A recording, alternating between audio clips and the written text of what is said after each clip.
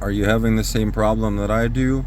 I have a really nice magnet for like a regular, old style phone mount, but now I have the magsafe for my Samsung S23 Ultra.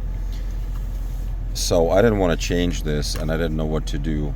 I got one of those, like a typical ball mount magnetic uh, phone chargers for a car.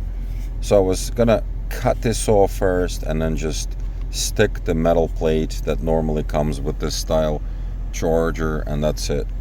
But instead I just installed, unscrewed this, installed a nut, and then also um, a washer that fit just right, and it holds pretty well.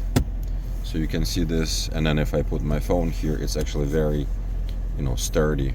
So there you have it.